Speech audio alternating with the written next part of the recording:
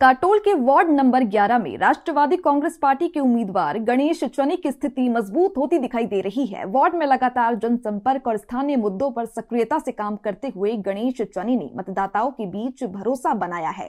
जनता का साफ कहना है कि जो काम करेगा उसी को हम मतदान करेंगे। स्थानीय नागरिकों की माने तो वार्ड में विकास, स्वच्छता, पानी और सड़क जैसी समस्याओं पर ठोस समाधान चाहिए और इस बार वोट उसी को दिया जाएगा जो असल में काम करेगा। वार्ड में माहौल ये संकेत दे रहा है कि मुकाबला दिलचस्प होगा, लेकिन फिलहाल गणेश चनी की स्थिति अन्य उम्मीदवारों की तुलना में बेहतर मानी जा रही है। कल तो बीजेपी के सरपंच ने गांजे की तस्करी के लिए अपना गांजे का इस्तेमाल किया गया है। आज तो 5 बीजेपी के कार्यकर्ते अरेस्ट हुए, ऐसे उसमें आपकी क्या राय रहेगी?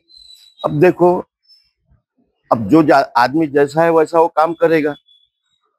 दूसरी बात, अपन उस लाइन में है नहीं, अपने को मालूम नहीं क्या, क्योंकि जो आदमी उसमें रहता है उसी को उसका वो दिखता है, लेकिन अपन उस काम में है नहीं, इसलिए अपन कुछ कह नहीं सकते। अब उनका जो है, उनको मुबारक।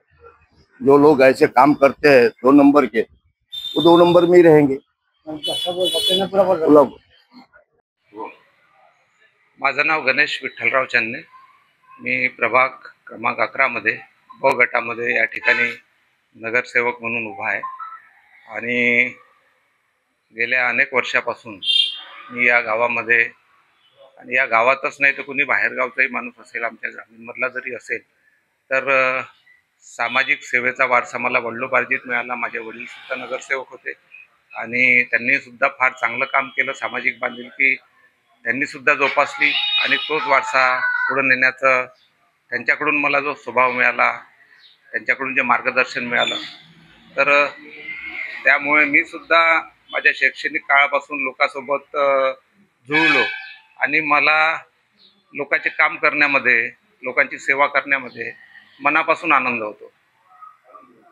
मी याच्यापूर्वी सुद्धा काटोल नगर परिषदमध्ये 5 वर्ष नगरसेवक म्हणून देवाच्या आशीर्वादाने, लोकांच्या आशीर्वादाने चांगल्या प्रकारचं काम करू शकलो।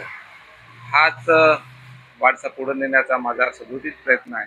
मला या जीवनामध्ये मी आलो, या जगामध्ये मी जन्म घेतला आणि जी काही म्हणजे या ठिकाणी आपण राहतो या जीवनामध्ये, ही माझी लोकांची सेवा करण्याची जबाबदारी घेऊन मी आलो असं मला वाटते आणि त्या सेवेची संधी कुठेही गमावू नये आणि जिथे जिथे लोकांची सेवा करण्याचा मला संबंध निर्माण होतो त्या ठिकाणी मी लोकांच्या सेवेला समर्पित आहे। मी पुढे सुद्धा एक चांगल्या पद्धतीचं काम या गावामध्ये करून चांगला नावलौकिक, लोकांचा आशीर्वाद मला मिळेल अशा प्रकारचं काम माझ्या हातून होईल हे मी निश्चितपणे सांगतो।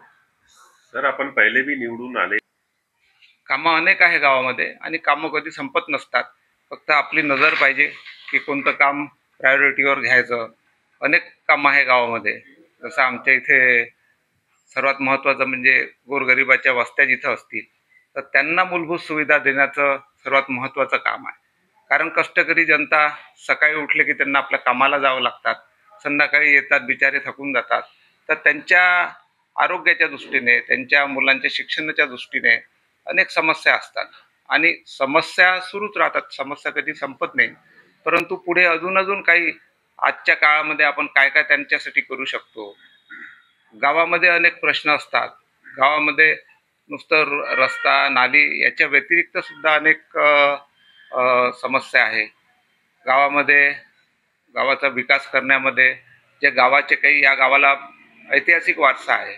इथे चंडिका मंदिराचं एक मोठं देवस्थान, प्राचीन देवस्थान आहे। या ठिकाणी सरस्वती मंदिराचं देवस्थान आहे, या ठिकाणी चक्रधर स्वामीचं देवस्थान आहे, शेख फरीद बाबाची टेकडी या ठिकाणी आहे। तर या गावाच्या निमित्ताने इथे एक फार सुंदर हनुमान तलाव आहे।